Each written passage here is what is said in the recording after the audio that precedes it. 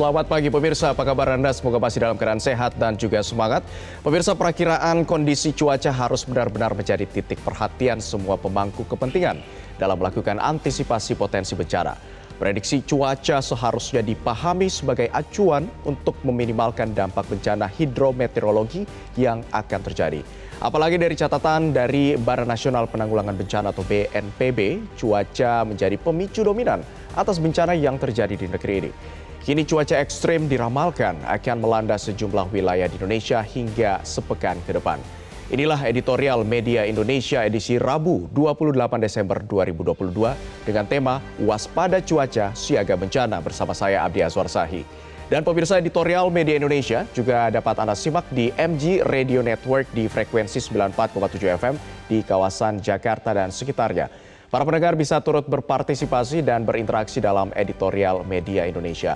Sampaikan pendapat Anda dengan berpartisipasi melalui telepon interaktif di nomor 021 583 99 100. Dan pemirsa, pagi ini telah hadir bersama saya di studio ada anggota Dewan Redaksi Media Group, Don Bosco Silamun. Selamat pagi Bang Don. Selamat pagi Abdi. Salam sehat ya Bang Don. Salam sehat juga. Walaupun cuaca saat ini sedang fluktuatif, ya, tapi kita harus tetap pilek-pilek begitu. Tapi kita harus tetap semangat dan juga sehat pada pagi hari. Namun pemirsa, sebelum kita melanjutkan dengan topik besar kita pada hari ini, kita akan simak sejumlah informasi yang menjadi topik hangat di headline harian Media Indonesia pada pagi hari ini. Kita lihat pertama pemirsa, yang pertama ini terkait dengan transparansi penanganan perkara di MA yang menuai dukungan Bang Don. Ada beberapa langkah yang dilakukan ini terkait dengan penanganan perkara di MA dengan siaran live streaming, kemudian ada artificial intelligence atau AI robotik. Apakah hal ini sudah bisa menjawab keraguan publik terkait dengan transparansi di MA? Ya, ini menarik dan baru sebetulnya Abdi, tetapi memang pertanyaannya ini kan live streaming ya. Siaran putusan akhir MA itu disiarkan secara live streaming, artinya disiarkan secara langsung gitu, lewat live streaming. Lalu kemudian penentuan beban perkara kepada para hakim dan kemampuan para hakim melalui artificial intelligence. Tetapi ini sebetulnya ya kita harus apresiasi perbaikan ini dalam rangka transparansi. Tapi sebetulnya problem di Mahkamah Agung itu kan bukan problem di hilir, tapi problem di hulu. Nah, artificial intelligence menjawab di hulunya. Soal kemampuan hakim, soal beban kerja, perkara gitu dari para hakim. Tapi sebetulnya kan ini kan pekerjaan administratif yang tidak terlalu berat sebetulnya. Lagi pula soal kemampuan hakim, kalau sudah puluhan tahun jadi hakim, soal kemampuannya apalagi yang perlu diragukan. Problemnya adalah bahwa ada jual beli pasal di sana. Ada persoalan integritas orang di situ. Lalu kemudian ada problem-problem yang lama, ada mafia di situ kan gitu. Betul katanya ini nanti tidak akan ada hubungan dengan orang, tapi selalu ada pintu untuk bisa menghubungi siapapun gitu di situ. Kita tidak tahu persis, tetapi paling tidak ini adalah pelajaran yang berharga dari terungkapnya dua hakim agung dan begitu mafia peradilan di Indonesia yang terlibat dalam kasus korupsi. Dua hakim agung terakhir yang kemudian menjadi tersangka KPK adalah gambaran, sebetulnya gambaran ini hanya puncak gunung es sebetulnya untuk melihat bagaimana kasus peradilan begitu kotor. Tapi mudah-mudahan ini bisa menjawab. Ini upaya. Salah satu upaya. Salah satu upaya. Nah, lantas apa lagi Bang Don yang mungkin perlu ditingkatkan? Kalau tadi Bang Don bilang bahwa ini masih di area hulunya saja, dari hilirnya belum. Ini hilirnya. Iya, ini hilirnya. Dari hulunya belum gitu. Justru itu yang perlu diketahui oleh publik. Apa yang mungkin lagi perlu ditingkatkan biar kepercayaan publik bahwa benar-benar MA ini transparan dalam penanganan perkaranya? Ya kalau mau ya seluruh sidang perkara dari 3 hakim itu ya harus dibuka gitu. Ketika mereka menentukan, ini kan sebetulnya di sana itu kan menentukan apakah benar penerapan hukumnya sebetulnya. Lalu kemudian di situ ada persoalan ya soal benar atau tidak itu bisa diperjualbelikan. Tapi oke lah, itu harus mau nggak seperti itu. Karena undang-undangnya tidak mengharuskan seperti itu. Bahkan live streaming ini adalah sebuah terobosan baru gitu. Artificial intelligence adalah terobosan baru. Tapi sekali lagi ini kita harus apresiasi. Tetapi sekali lagi problem kita itu ini program ya gimana? Apa bedanya mengumumkan putusan itu lewat live streaming dan lewat website, kan gitu kira-kira. Oh, ini bisa lebih terbuka, ini mungkin lebih pasti gitu, bisa didengar oleh banyak orang. Kalau yang ini orang baca baru seminggu kemudian gitu, jadi ada waktu kosong untuk kemudian jangan-jangan bisa diperjualbelikan sebelumnya gitu. Nah, ini tapi semua spekulatif yang begini. Jadi kita prosesnya berharap orangnya tetap harus ya namanya juga hakim agung.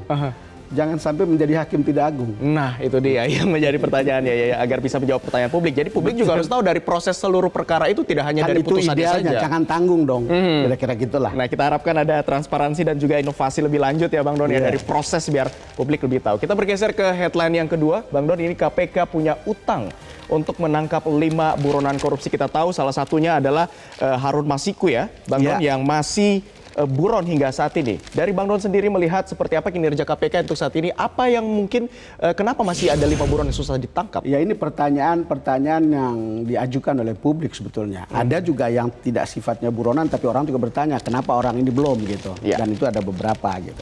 Dan ini sekarang ada 5 gitu. Dan kita baru tahu misalnya ada yang namanya Kirana Kotama.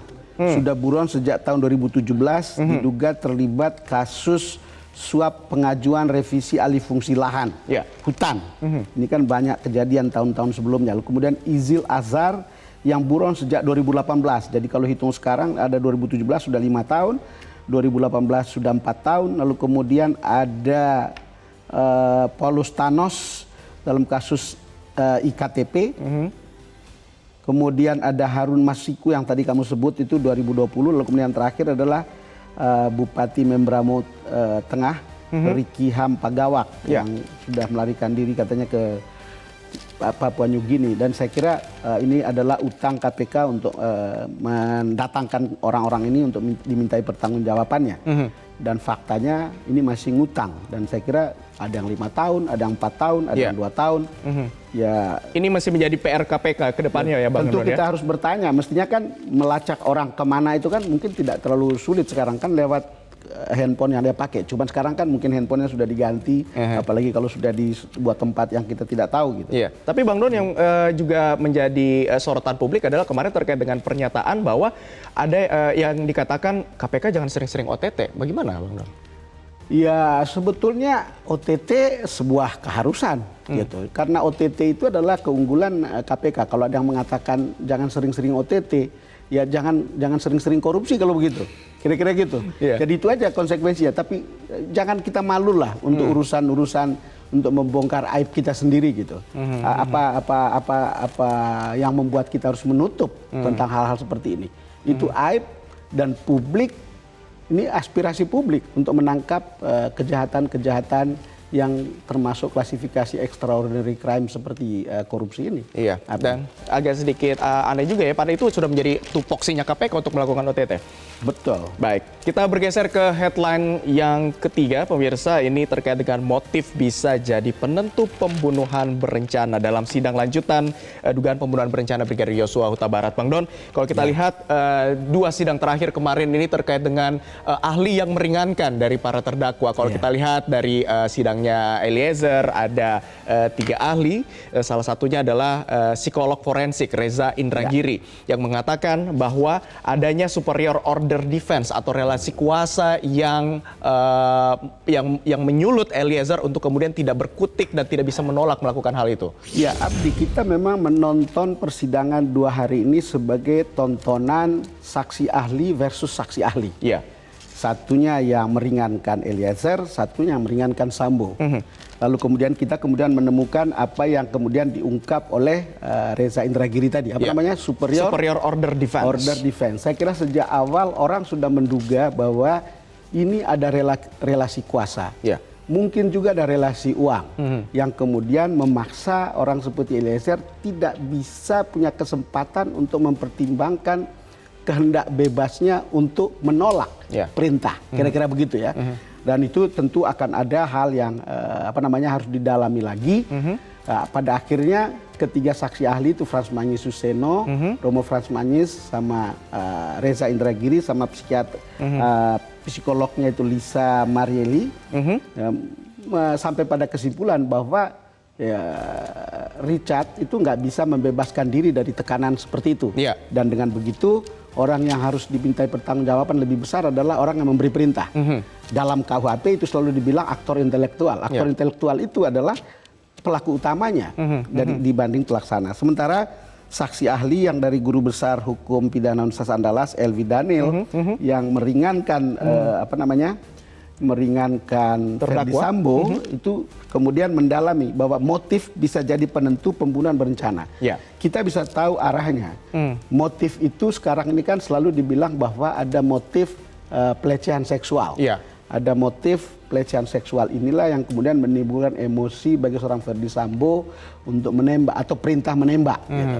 Atau apapun lah ceritanya sehingga terjadilah kasus pembunuhan terhadap Yosua. Iya. Saya kira ini input bagi publik untuk melihat kasus ini secara lebih menarik. Ini saksi-saksi ahli ini. Itu pelajaran untuk bagi publik untuk melihat problemnya secara lebih berimbang gitu. Tapi pada akhirnya kan seperti apa nilai dari saksi-saksi ahli ini tergantung pada hakim. Baik. Tapi menurut saya ini cukup menjadi bahan pelajaran sebagai input bagi hakim, tentu di samping bukti-bukti lain, untuk kemudian bisa mengambil sikap seadil-adilnya, memutuskan menurut hati nurani mereka yang bersih, karena mereka harus mengambil keputusan berdasarkan ketuhanan yang Maha Esa. Jadi kalau lihat seperti itu, ya kita bukan soal terburu-burunya sidang ini, tapi sedapat mungkin membuat itu hakim bisa mempunyai pertimbangan yang adil. Baik, tapi Bang Don, yang juga menarik dari kesaksian ataupun keterangan dari ahli yang dihadirkan untuk meringankan, kan ditekankan terkait dengan motif. Nah, apakah motif ini menjadi salah satu siasat Sambo untuk menghindar adanya dari pasal pembunuhan berencana karena alasannya tersulut emosi? Iya, itu tentu. Ini namanya juga saksi yang meringankan Ferdi Sambo. Tentu harus dicari alasan kenapa dia boleh diringankan. Diringankan dari ancaman hukuman mati ke bukan hukuman mati gitu. Nah, inilah alasan yang disampaikan, motif. Jadi setiap orang itu motiflah yang menentukan orang bertindak gitu. Lalu kemudian ya itu tadi, karena kalau kita lihat konteksnya ada pelecehan seksual, lalu kemudian menimbulkan emosi, lalu menimbulkan tindakan pidana seperti yang kemudian kita lihat. Ya seperti apa hakim melihat itu gitu? Ya itu keyakinan hakim. Tapi apakah tersulut emosi masih bisa memikirkan untuk menghilangkan barang bukti di TKP dengan CCTV, Bang Don? Ya, makanya kalau Abdi tanya saya, kalau lihat seluruh prosesnya, ini kan by design. Kalau by design, kalau emosi sesaat, nggak mungkin lah sejalan seperti itu. Kan nggak mungkin proses seperti itu bisa berjalan gitu. Kalau orang emosinya sesaat. Tetapi begitu by design, orang akan bisa lihat kenapa sampai kemudian lihat sekuens perbuatan merusak alat bukti, lalu kemudian lihat sekuens bagaimana orang harus disekolahin sebagai saksi dan seterusnya. Kan hal-hal seperti itu yang memperlihatkan apa iya terencana gitu. Apa iya gitu. Jadi sebetulnya kalau emosi sesaat, orang kan misalnya kalau emosi bisa muncul tiba-tiba.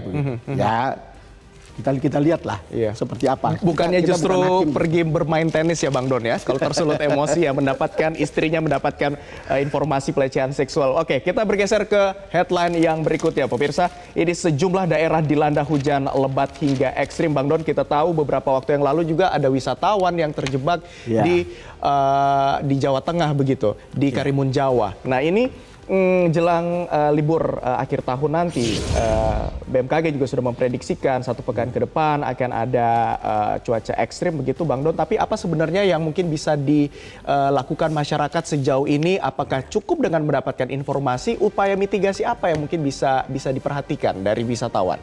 Ya, Abdi, ini headline atau salah satu berita soal sejumlah daerah dilanda hujan lebat hingga ekstrim yang dimuat media Indonesia hari ini sejalan dengan pembahasan kita tentang editorial. Rasanya ini betul-betul menjadi perhatian, harus menjadi perhatian bagi kita semua. Kenapa harus diingatkan saat ini? Karena ini kan Nataru atau menjelang Nataru. Dalam kondisi Nataru, musim lagi tidak bersahabat. Cuaca ekstrim, hujan, angin badai, longsor, dan banjir. Betul. Dan pada saat yang sama, banyak yang berlibur. Perkiraan tahun ini kan ada 45 jutaan penduduk kita akan mudik Nataru. Tahun lalu itu ada 36 jutaan. Lalu kemudian fakta yang kita lihat juga adalah bahwa kita pada tahun ini saja sudah mengalami bencana sekitar 3.500-an bencana. Dan itu 1.400-an itu banjir. 1000-annya itu cuaca ekstrim. 600-an itu tanah longsor. pada 2021 itu kita mengalami 5.400-an bencana, 1.800-an banjir. Dan ini kan hal-hal yang terjadi sering kita lihat sendiri dan kita alami sendiri. Iya. Makanya pemerintah mengingatkan untuk waspada. Ini persoalan bencana ini kan ada bagian tugas pemerintah, bangun infrastruktur, lalu kemudian mitigasi bencana. Ya. Ada tugas Pemda, ada tugas BNPB, ada tugas BPD, BPB, ya, yang di daerah. Tetapi kemudian ada bagian kita sendiri, ada bagian penonton sendiri, ada bagian abdi sendiri atau bagian saya sendiri. Itu kewaspadaan karena hujan itu bukan hal yang jauh. Kalau longsor itu juga dekat. Kalau lihat begitu banyak bencana, maka ini bukan hal yang asing gitu yang kita hadapi.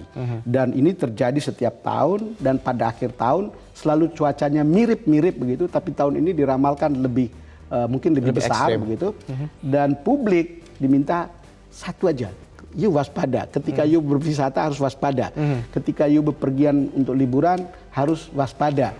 Kenapa? Kan liburan itu harus dinikmati, harus nyaman, aman dan seterusnya dan tidak boleh menimbulkan bencana untuk diri kita sendiri. Kira-kira itulah peringatan. Nanti kita akan bahas lebih lanjut dan juga lebih lengkap ya Bang Don bersama dengan nanti pihak dari BMKG terkait dengan seperti apa upaya dan juga mitigasi bencana yang dapat dilakukan oleh masyarakat di cuaca ekstrim tahun ini. Dan pemirsa, inilah Waspada Cuaca Siaga Bencana editorial Media Indonesia selengkapnya.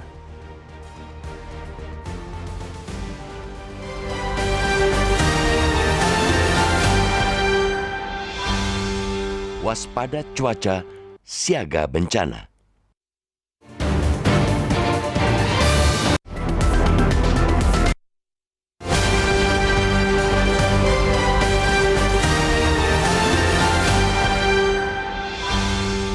Waspada Cuaca Siaga Bencana.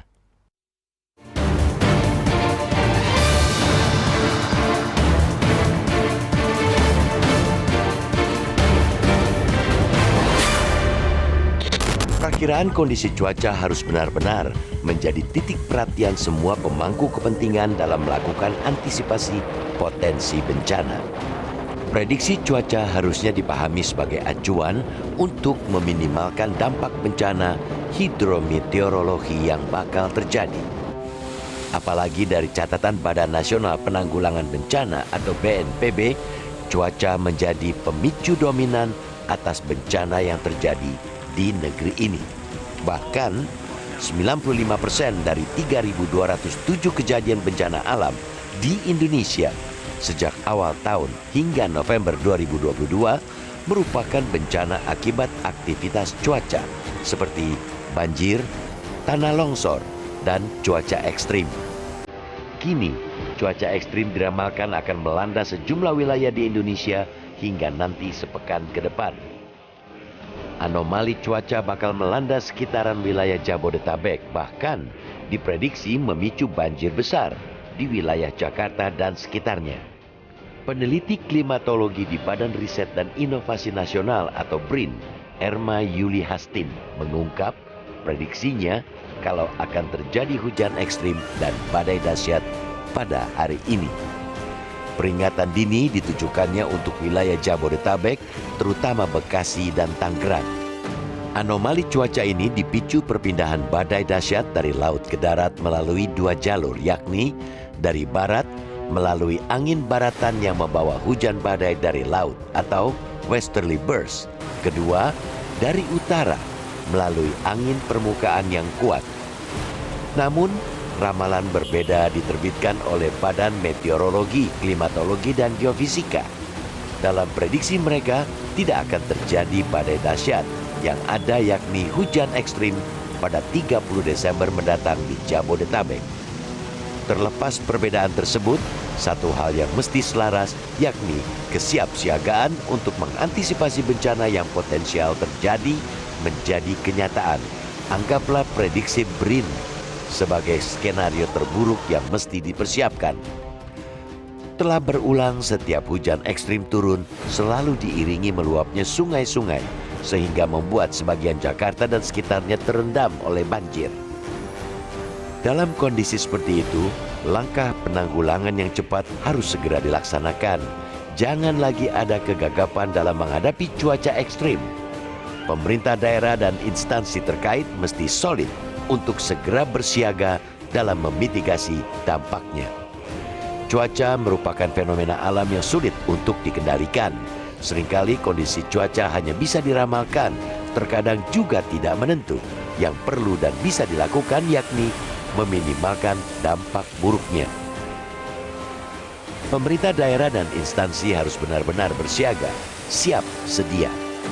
Sebab skala tinggi ataupun rendah dampak bencana sesungguhnya bukan hanya disebabkan besarnya cuaca ekstrim, melainkan juga dari kualitas kesiagaan itu sendiri. Bagi warga, apalagi yang tengah beraktivitas wisata di luar ruang pada saat musim libur akhir tahun, sebaiknya lebih waspada cuaca, sehingga membuat kita lebih siaga terhadap potensi bencana. Hindari daerah-daerah rawan bencana hidrometeorologi. Hadirnya sistem informasi cuaca telah membuat berada selangkah di depan untuk melakukan mitigasi bencana. Namun, sistem kesiagaan bencana tidak akan berarti tanpa kesadaran pemanfaatannya. Akibatnya, informasi ilmiah yang dapat menyelamatkan warga hanya jadi angin lalu.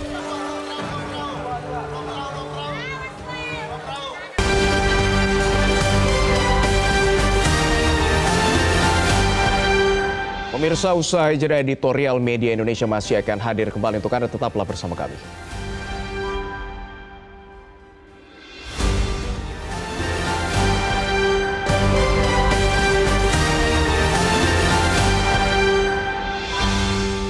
Terima kasih pemirsa, Anda masih bersama kami di editorial Media Indonesia dengan tema waspada cuaca siaga bencana.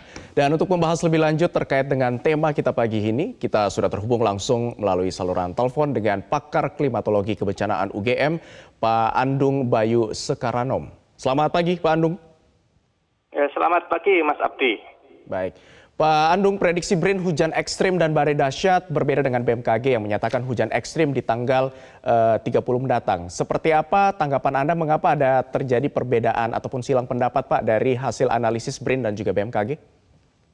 Ya, mungkin yang pertama terkait dengan badai dahsyat ya. Definisi dari BRIN mungkin apa itu badai dahsyat itu yang perlu dijelaskan lebih lanjut lagi karena biasanya kalau dari meteorologi ya, badai dahsyat ini biasanya terkait dengan siklon tropis.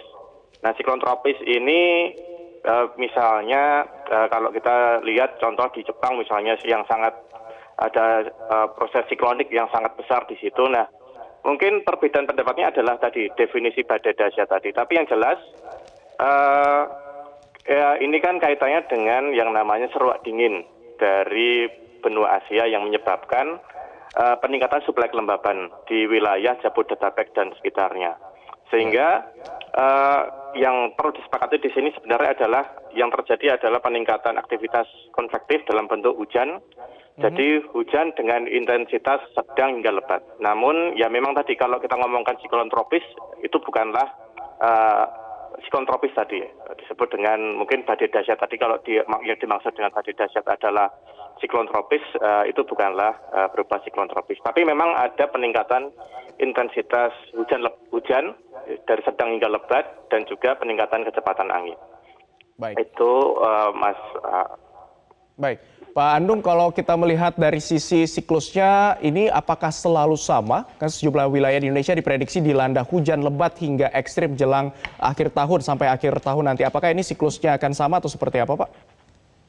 Mungkin bukan siklus ya, tapi memang kadang-kala memang terjadi fenomena yang namanya seruak dingin ini, dan seruak dingin ini membawa semacam tal hujan di sekitar Jawa, Bali hingga Nusa Tenggara ini akan membawa kelembaban yang cukup tinggi yang menyebabkan nantinya hujan dari intensitas sedang hingga lebat. Ya. Baik. Pak Andung, kalau kita lihat kan ini cuaca ekstrim bukan pertama kali terjadi di akhir tahun ini, tapi sudah beberapa kali sebenarnya. Lantas menurut Anda seperti apa kesiapan tata kelola infrastruktur kita? Apakah memang sudah siap dengan cuaca ekstrim yang hampir setiap tahun kita alami? Secara infrastruktur mungkin kalau kita bicara banjir dalam konteks daerah aliran sungai ya memang penanganan banjir ini tidak bisa satu provinsi atau satu wilayah saja secara administratif. Tapi kita harus membicarakan terkait dengan hulu, tengah, dan hilir ini seperti apa dalam fungsi hidrologi. Bagaimana bagian hulu nanti bisa berfungsi untuk menyerap air, jadi hujan tidak terlalu yang berubah menjadi limpasan permukaan, aliran permukaan tidak terlalu tinggi. Ini yang perlu dikelola juga. Jadi tidak bisa untuk pengelolaan ini tadi secara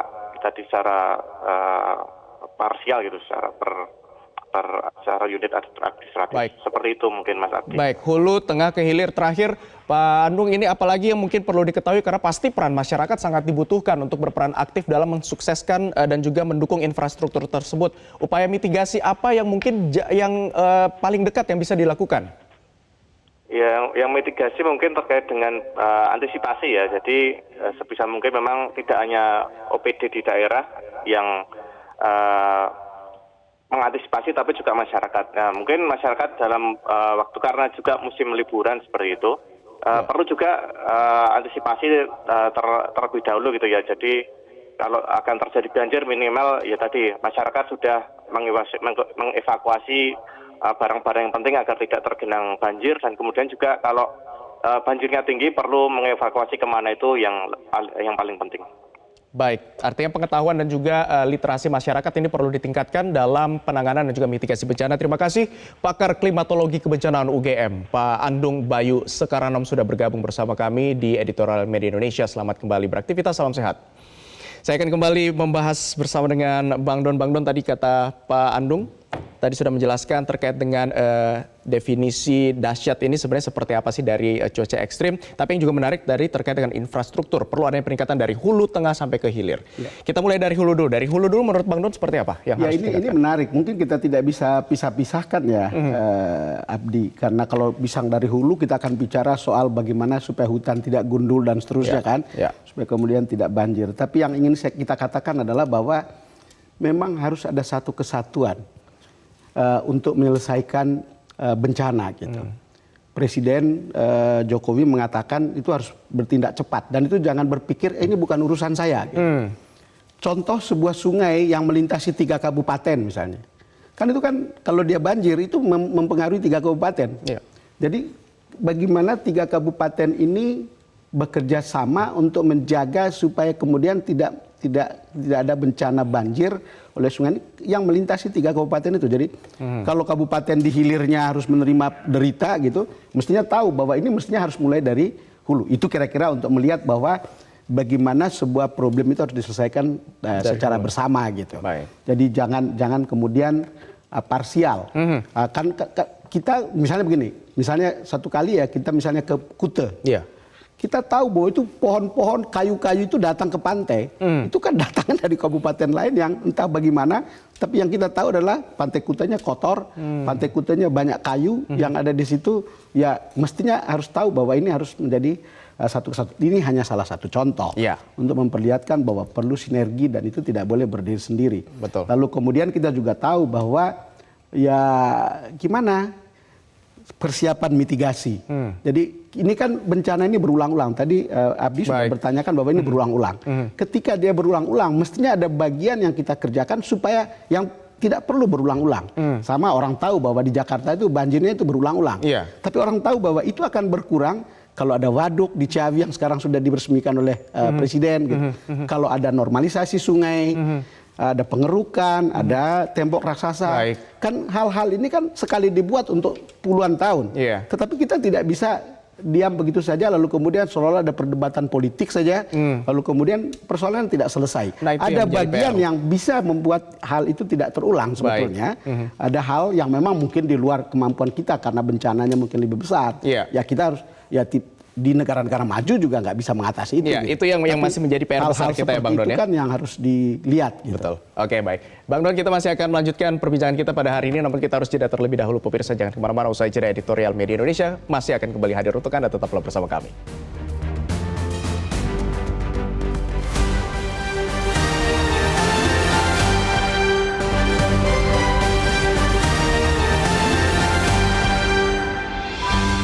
Media Indonesia mengajak Anda untuk mengakses fitur premium e-paper. Dengan sajian konten berbasis intelektual dan meneguhkan kebangsaan, Media Indonesia tampil dengan lebih dinamis melalui e-paper Media Indonesia yang dapat Anda akses kapan saja, di mana saja. Caranya mudah, download aplikasi Media Indonesia di Android atau ketik link ePaper.mediaindonesia.com atau bisa scan QR code pada layar kaca Anda. Klik tab ePaper di bagian samping layar tablet Anda, daftarkan data diri, serta pilih paket berlangganan ePaper Media Indonesia sesuai dengan kebutuhan Anda. Nikmati juga bonus spesial tambahan 4 halaman rubrik fokus setiap hari. Semua bisa Anda dapatkan hanya di ePaper Media Indonesia. Untuk informasi lebih lanjut, hubungi customer service di nomor 0811 1201 2018 atau kunjungi media sosial @mediaindonesia. Media Indonesia, referensi bangsa. Anda kembali di editorial Media Indonesia dengan tema waspada cuaca siaga bencana, dan untuk mendengarkan seperti apa respons publik dari tema kita hari ini, kita sudah bersama dengan beberapa penelpon yang berhasil masuk di line telepon kami. Ada yang pertama, Max Simatau dari Manokwari, Papua Barat. Selamat pagi, Pak Max. Silakan. Selamat pagi, Metro TV. Selamat pagi. Silakan Pak Max, tanggapannya. Ya, terima kasih. Selamat pagi, Bung Don Bosco Salamun. Pagi, Ya. Pak Max. Pak Don Bosco masih ingat nama saya, 2005 kita jumpa di Hotel Fujita masalah Balai Penelitian Provinsi. Saya ingat, Pak Max. Waktu itu saya tegaskan untuk dari Papua tidak lagi datang di Irian Jaya Barat untuk memonitor frekuensi. Ingat benar, ya toh? Jadi kita reuni lagi nih. Begini, Ya. saya terima kasih ikut terlibat dalam memberikan ini. Yang paling penting adalah bagaimana kesiapan dari Badan Penanggulangan Bencana Daerah. Karena peringatan dini cuaca ekstrim ini sangat penting, terutama untuk para penerbangan, kemudian pelayaran laut itu sangat penting, dan juga saudara-saudara kita selaku nelayan waspada. Tetapi yang paling utama adalah bagaimana kesiapan dari Badan Penanggulangan Nasional, dan yang paling penting adalah daerah-daerah. Karena ketika terjadi bencana di satu daerah, Badan Penanggulangan Bencana Daerah itulah yang paling berperan.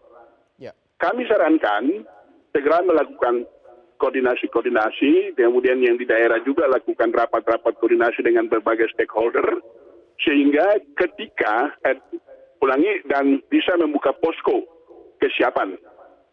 Posko itu sehingga ketika terjadi hal-hal yang kita tidak inginkan bersama, langsung segera mengambil langkah, jadi tidak tergopoh-gopoh gitu. Iya, saya kira. Dan yang terakhir saya hanya minta kepada Metro TV sampaikan kepada itu Pengadilan Negeri di Jakarta itu kasus Sambo jangan terlalu berbelit-belit itu. Baik. Kita dengar itu. Baik. Iya, terima kasih Pak Max ya untuk tanggapannya ini terkait dengan kesiapan yang terstruktur begitu dari pusat dan juga daerah. Terima kasih Pak Max dari Papua Barat. Selanjutnya kita akan bergeser ke John Veto dari Batam, Kepulauan Riau. Selamat pagi, Pak John. Selamat pagi Mas Abdi, selamat pagi Bung Don Bosco Salamun, salam sehat selalu. Ya, Pagi. Silakan Bang. Ya, saya ini khusus untuk Pak Don Bosco nih, saya sangat bangga nih dengan beliau nih. Mengucapkan selamat Hari Natal 2022 dulu dengan Pak Don Bosco ini. Dan menyambut tahun baru 2023 ya. Nah begini, waspada cuaca siaga bencana, ini sangat bagus, sangat yang diharapkan oleh masyarakat ini. Artinya perannya Metro TV ini kepada masyarakat masalah bencana ekstrim yang melanda kita di akhir-akhir ini. Jadi begini, kalau saya tengok di Kepri, kami kan udah pengalaman juga nih di Kepri ini bencana. Ada siklus namanya kalau di bagi-bagi pelaut itu namanya ada dia bilang angin barat, ada lagi timur katanya kan. Jadi kalau saya tengok di Kepri memang betul-betul waspada cuaca siaga bencana ini udah mulai diterapkan. Karena kami kan laut, kapal itu berangkat memang diapakan. Saya tengok di mana-mana pamflet dipasang setiap Polres, Polsek, malah dari pasang itu. Waspada cocok sama dengan ini judulnya di karena memang betul-betul fenomena alam yang sekarang ini memang betul-betul dirasakan oleh masyarakat, khususnya Kepri, kami kepulauan. Ada lagi saya tengok juga BNPB, betul kita Bung Don Bosco tadi, Badan Penanggulangan Cuaca dan SAR-nya udah standby semua. Ya, poinnya Pak John. Baik, artinya kesiapsiagaan dan kewaspadaan. Terima kasih banyak Pak John sudah bergabung bersama kami. Selanjutnya kita bergeser ke penelpon yang ketiga. Ada Ibu Ong Mei Hua dari Pejaten, Jakarta. Selamat pagi Ibu Ong. Selamat pagi Mas Ardi, selamat pagi Bang Don. Selamat merayakan Natal bagi yang merayakan dan kepada karyawan dan krunya. Amin. Kita kembali kepada tema. Iya. Cuaca ekstrim. Nanti DKI akan dilanda badai. Mudah-mudahan tidak menimpa kita Bang Aldi. Karena antara BMKG dengan ramalan cuaca sudah berbeda. Kita tidak usah mempermasalahkan. Yang penting kita waspada. Terutama Badan Penanggulangan Bencana harus waspada daerah masing-masing. Karena mereka yang paling tahu daerah mana yang rawan dengan banjir, Bang. Nah, dengan adanya bumi kita itu sudah tua, Bang Aldi. Jadi cuaca ini makin lama makin memburuk dan tingkah laku manusia membuang sampah di sungai tidak waspada. Iya, jadi kita tunggu. Jadi mudah-mudahan badai ini tidak menimpa kita, Bang Aldi. Mudah-mudahan cuacanya membaik dan suasana Nataru kita bisa melaksanakan dengan sempurna dan bahagia. Gitu, Baik, amin. Terima kasih Bu Om. Ya, terima kasih Bu Ong atas tanggapannya di editorial Media Indonesia hari ini. Saya mau langsung kembali ke Bang Don. Bang Don, dari 3 penelpon kita tadi dari Pamex terkait dengan kesiapan yang terpadu begitu dari BNPB dan juga BPBD ini harus saling satu suara. Karena bencana terjadi di daerah, jangan sampai ada miss antara pusat dan juga daerah. Seperti apa tanggapannya Bang Don?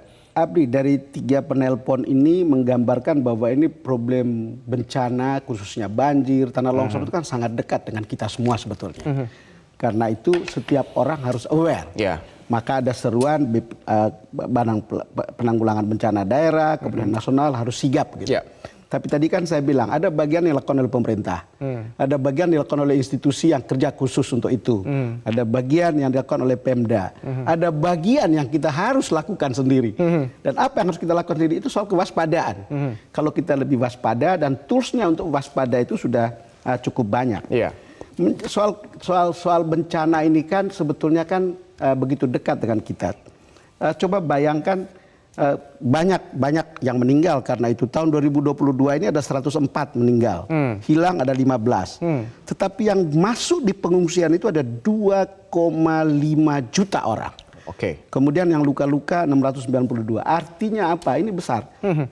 Kita selalu melihat gambar-gambar di pengungsian karena bencana ini, entah longsor, entah banjir, entah karena begitu banyak ya, entah ada yang gempa ya.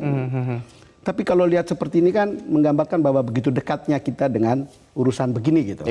Kembali lagi Presiden bilang jangan terlalu banyak diskusi, kerja. Yang paling penting itu harus kerja dan jangan merasa bahwa ini bukan tanggung jawab saya.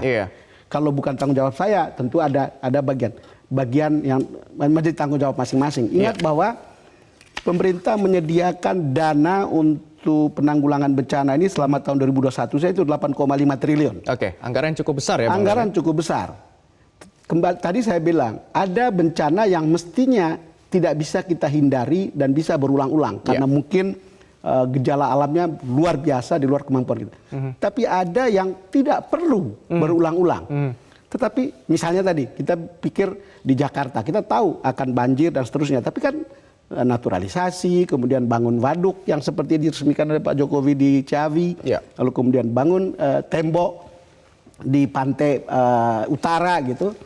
Hal-hal seperti ini kan untuk membuat kali ini kalau kita selesaikan itu akan selesai untuk puluhan tahun kemudian, tidak berulang. Tidak harus berulang-ulang. Tidak harus berulang. Hal-hal seperti ini kan terjadi, mestinya di daerah lain juga ada hal seperti ini yang bisa diselesaikan untuk membuat kita hidup lebih baik gitu.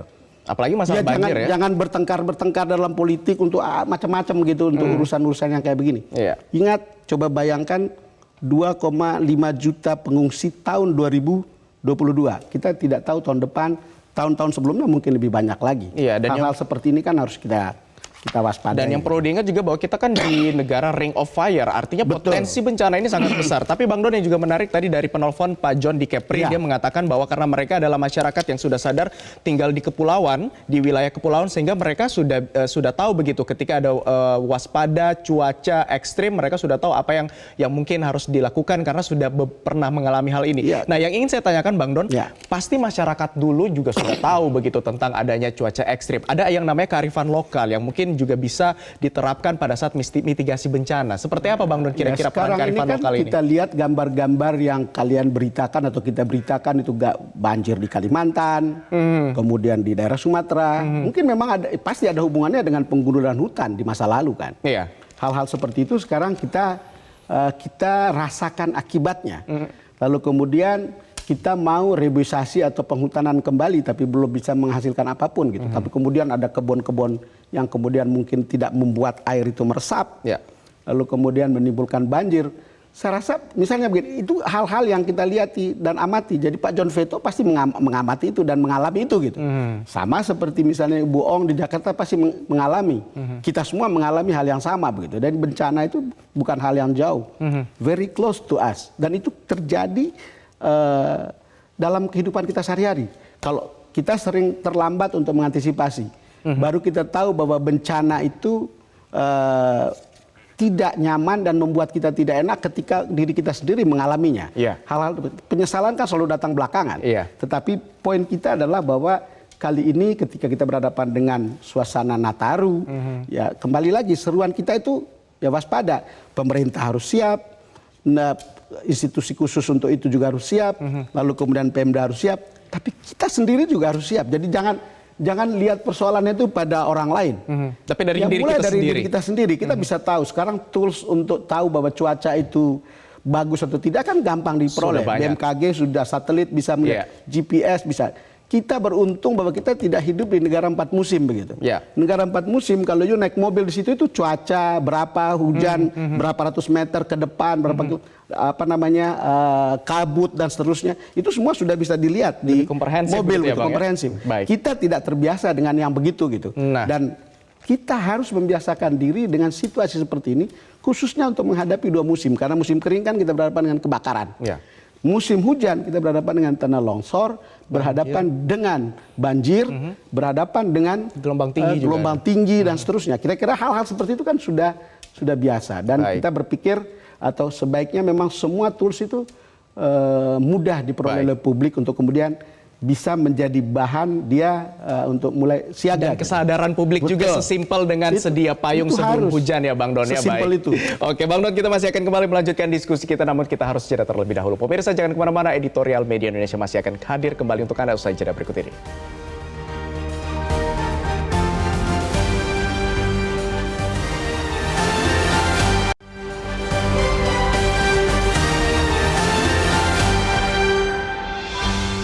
Terima kasih Anda masih bersama kami di editorial Media Indonesia dan masih bersama saya Bang Don Bosco Silamun dari Dewan Redaksi. Bang, tadi kita sudah bahas panjang soal cuaca ekstrim dan juga siaga bencana, tapi Bang terkait dengan dampak yang akan ditimbulkan dalam masa libur Natal dan Tahun Baru tahun ini dari cuaca ekstrim, ini mencakup apa saja Bang? Ya termasuk misalnya ini cuaca ekstrimnya akan mempengaruhi lalu lintas.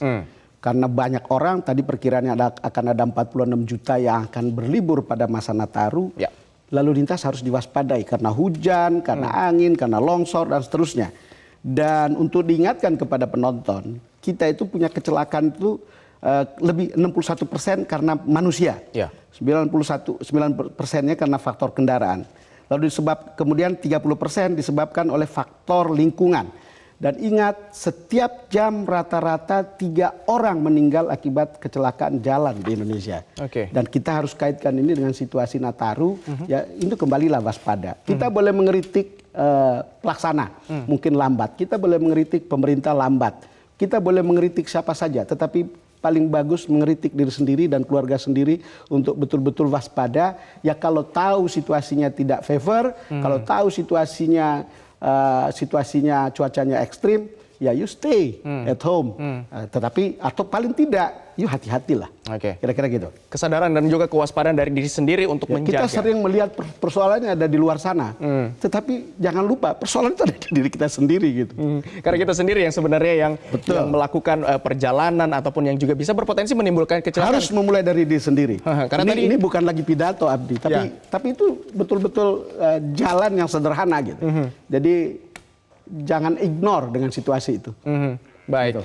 Baik, ya itulah yang menjadi PR penting adalah kesadaran dari kita Sederhana, sendiri. kan? Sederhana gitu, sesimpel tadi ya, membawa payung sebelum hujan gitu ya, dan juga mengecek segala dari alat kendaraan Anda mungkin apakah dalam kondisi keadaan prima, terlebih dalam masa cuaca ekstrim pada akhir tahun dan di masa libur Natal dan juga Tahun Baru kali ini. Terima kasih Bang Don untuk pemaparannya dan pemirsa. Sama-sama, Abdi. Hadirnya sistem informasi cuaca telah membuat kita berada selangkah di depan untuk melakukan mitigasi bencana. Namun, sistem kesiagaan bencana tidak akan berarti tanpa kesadaran dari pemanfaatannya. Akibatnya, informasi ilmiah yang dapat menyelamatkan warga hanya menjadi angin lalu. Demikian editorial Media Indonesia hari ini edisi Rabu 28 Desember 2022. Akhir kata saya Abdi Azwar Sahi dan juga Bang Don Bosco Selamun pamit undur diri. Selamat pagi dan sampai jumpa.